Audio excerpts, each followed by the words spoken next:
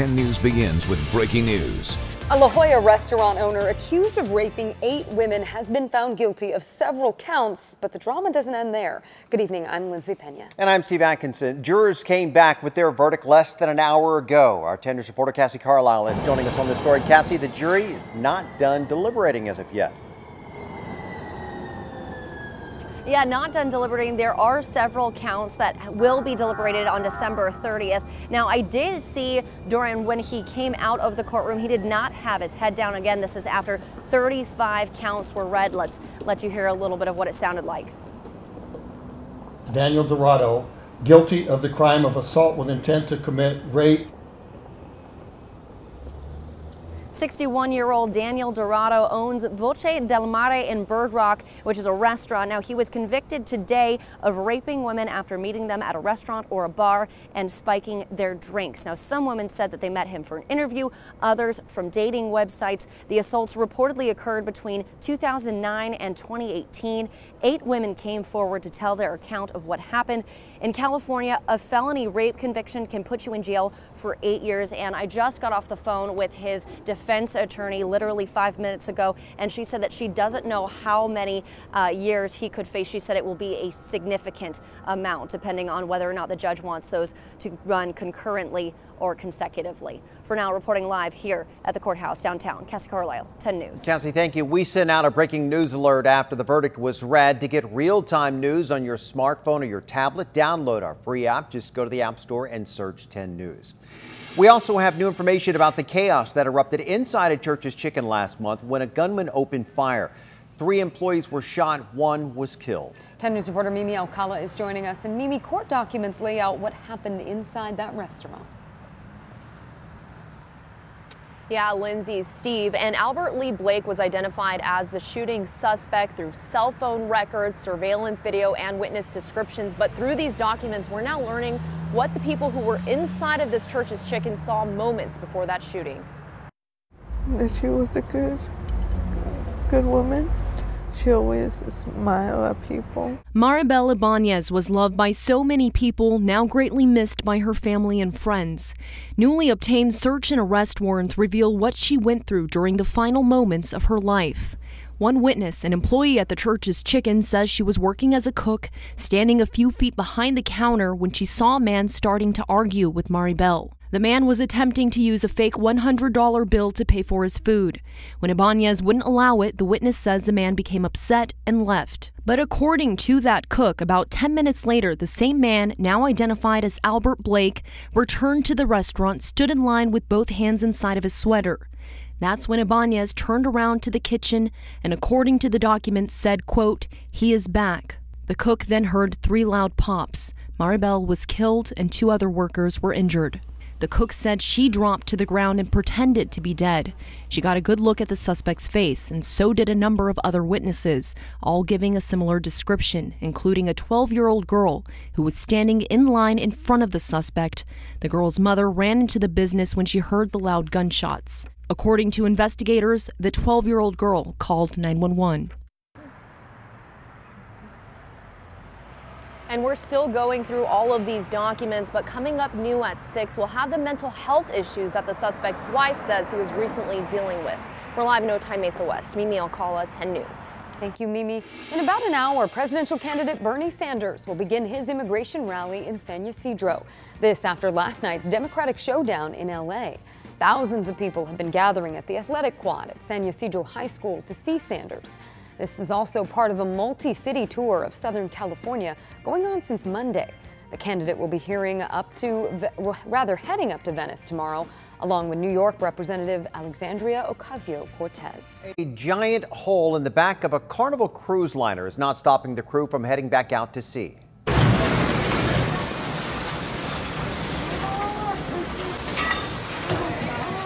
That's going to leave a mark. Carnival Glory was attempting to dock when it hit Carnival Legend off the Cozumel cruise port of Mexico this morning. The damage was mainly on one deck of the Carnival Legend, but at least 6 people were injured evacuating a dining room. I have a friend that's got glass in her eyes, and she had to go to the wash station down there. I haven't had an update. Carnival Cruise Line says that neither ship is in any danger of sinking. Carnival Legend is still scheduled to welcome nearly 3,000 new guests. They will depart from New Orleans for a Christmas cruise Sunday, even with that giant hole there in the back. Right now, the holiday weekend is upon us, and that means large travel crowds, especially at the airports. Our 10 News reporter Rena Nakano is joining us from Lindbergh Field, where anxious travelers are rushing to get in and out. So how are the crowds right now, Rena? Lindsay, Steve, it's not too bad right now here at the San Diego International Airport, but I did check the delays. It looks like there are 18 late arrivals and 16 late departures right now. AAA predicting a record-breaking 115 million Americans will be traveling this holiday season. That's up nearly 4% from last year.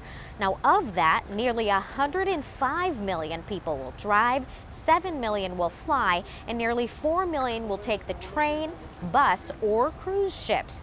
AAA is saying airports will be the busiest between the 21st through the 23rd. Earlier today, we met the Monje family from San Diego. They're headed to Jacksonville to visit family. Now, they say they are travel pros who purposely wait until the last second to fly, thanks to Dad Joel's job at Southwest Airlines. We fly standby, so it's always a little bit frazzled and anxious for us, but we're very, very thankful for our benefits. And if we can get there on standby for free, hey, that's even better. And who doesn't love free? Santa and Mrs. Claus also making sure everyone's travel experience here at the airport was nice and smooth. The busiest day, AAA says, at airports expected on Sunday, the 22nd. Now, coming up at 6 o'clock, what is your favorite form of transportation during the holiday season? Well, we interviewed a guy who says he is doing it all. That's coming up in an hour. Reporting live here at the airport, I'm Rena Nakano, 10 News. All right, thanks, Rena. Meanwhile, San Diego's unemployment rate is holding steady at just under 3%. The county's unemployment rate has now sat below 3% for 3 straight months. The biggest gains in the county were in trade, transportation, and utilities jobs. Statewide unemployment swayed at 3.9%, dipping slightly from October to November. Nationwide unemployment sat around 3.5%. The San Diego law enforcement agencies will be getting rid of the controversial facial recognition program after pressure from civil liberties groups. Our 10 News reporter Matt Boone explains why even lawmakers were skeptical of this technology.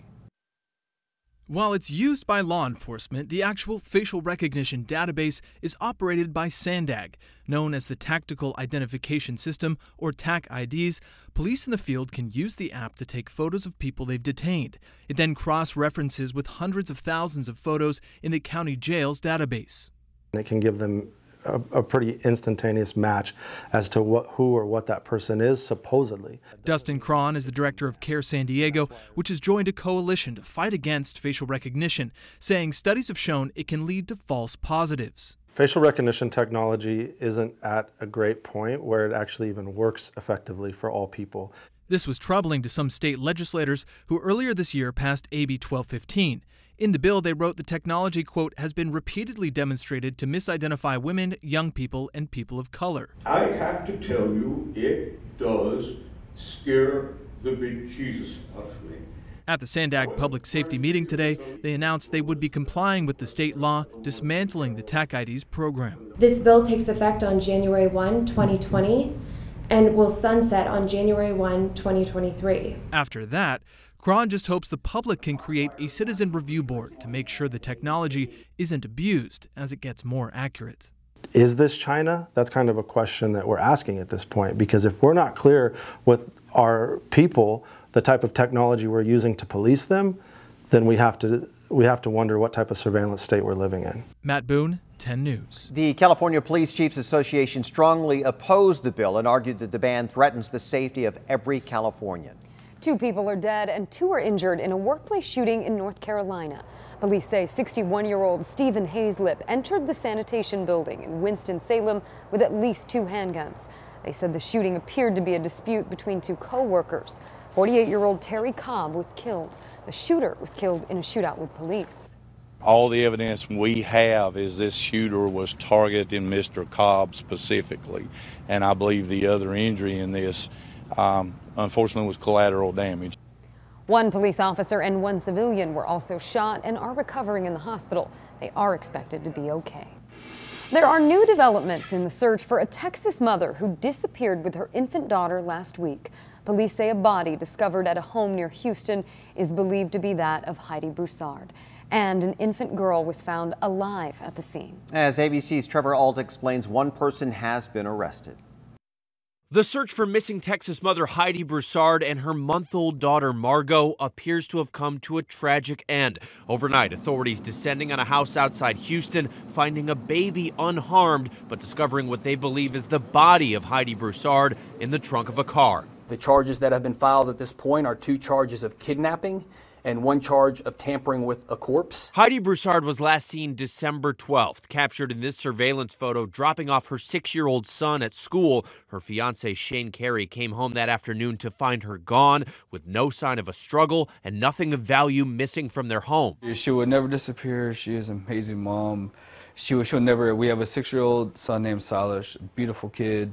She would never leave him. An autopsy is now underway to determine if the body authorities recovered does in fact belong to Heidi Broussard, and a DNA test is being done to confirm the baby is newborn Margot. And everyone hoping for an outcome different than the one it appears that we had, and that is with a loss of life.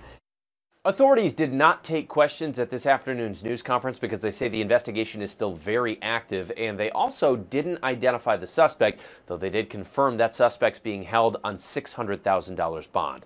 Trevor Ault, ABC News, New York.